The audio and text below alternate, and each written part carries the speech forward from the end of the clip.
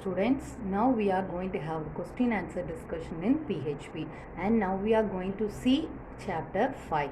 So the chapter 5 is function and array. So in that first you are going to see about function. So first we can have what is the definition for function. So function is nothing but it is a type of subroutine or procedure in the program.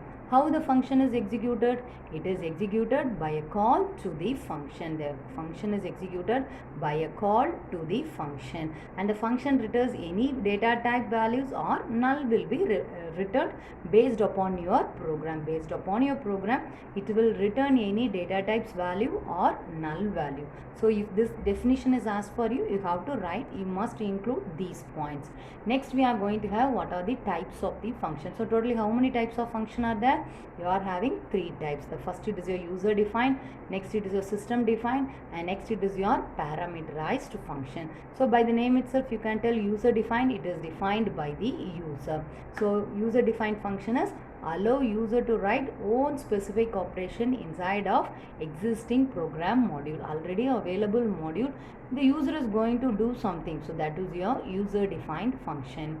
And next you have to go on with the function declaration and the function call. So function declaration, this is your syntax for you, and this is the syntax for function call. So if the user defined function, if the user defined function is asked for 3 marks or 2 marks for you, you must write this definition. Next you must write the function declaration, and next you have to explain with the function call. Next you must explain with the function call, and you must finish that one with your example. Next you must finish that one with your example. So these and all you have to include for user defined function. Next you are going to have the system defined function.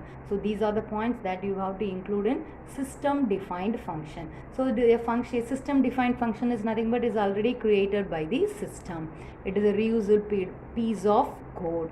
Say function can return values when a call is made to that function, can perform an operation without returning value. Also it can perform some operation. Next you people are going to have some of the examples of system defined function. We can have the examples of possible examples that are available for system defined function.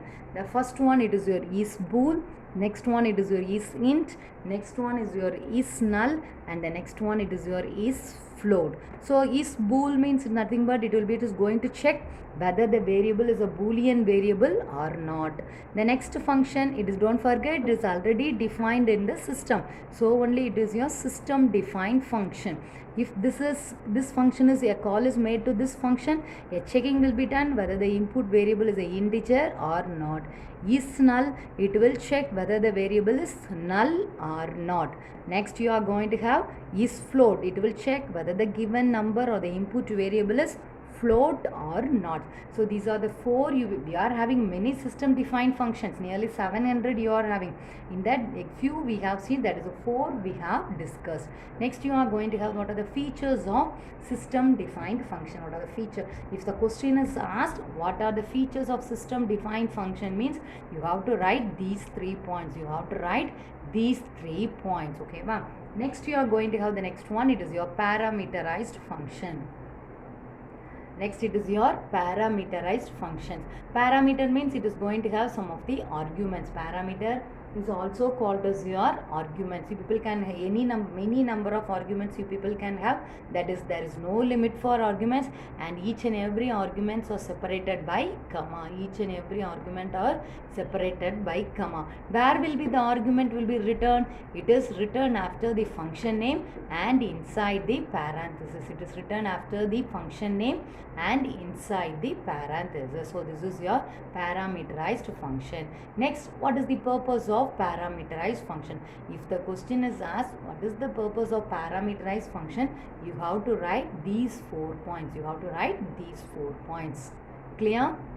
Next you are going to have the next one, how to define a function in PHP. So what is the syntax for defining a function in PHP? So first you will be having the keyword, it is your function.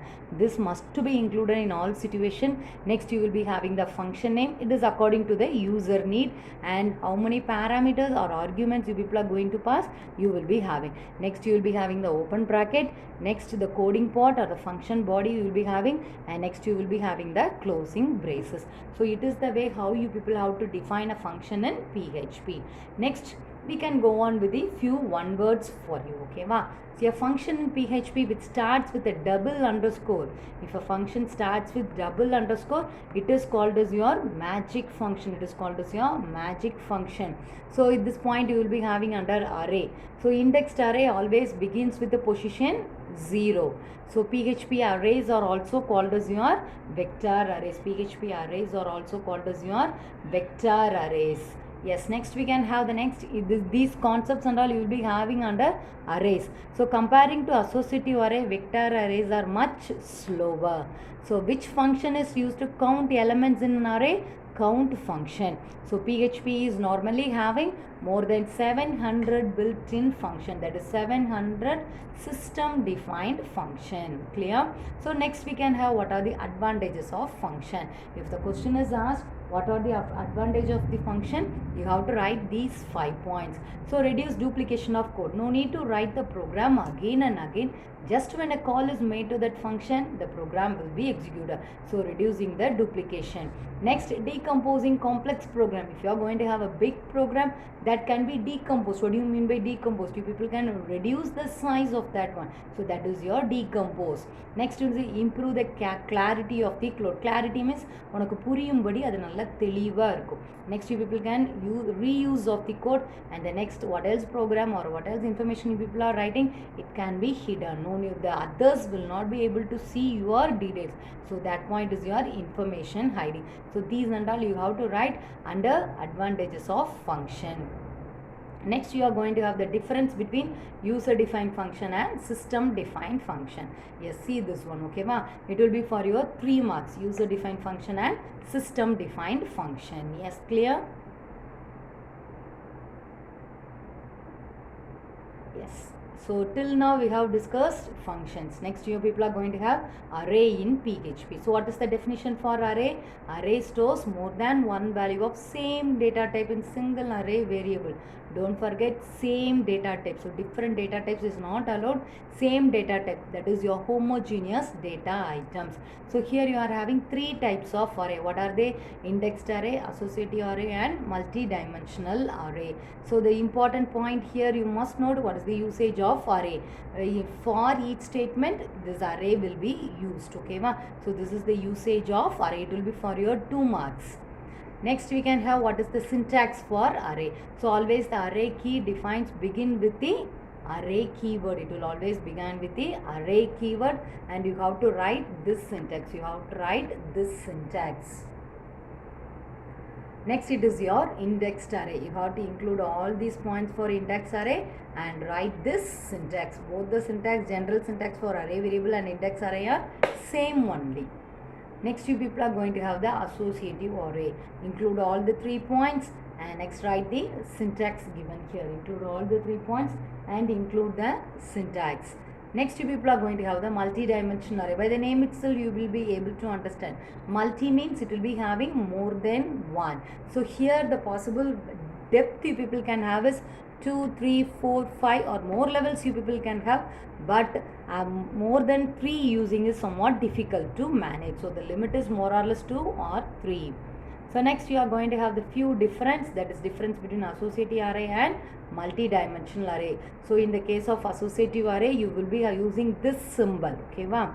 You will be using this symbol. In the case of multi-dimensional array it will be represented in row and column, that is 4 cross 5 matrix, 2 cross 2 matrix or 3 cross 3 matrix, like that it will be represented for you. So these points and all you have to write under associative array and multi-dimensional array. So it will be a 3-mark question. It will be a 3-mark question. So what else up to now we have discussed, everyone is clear? So what are the possible questions I have discussed in this session? Remaining lessons we will be continuing in the next class. Thank you students.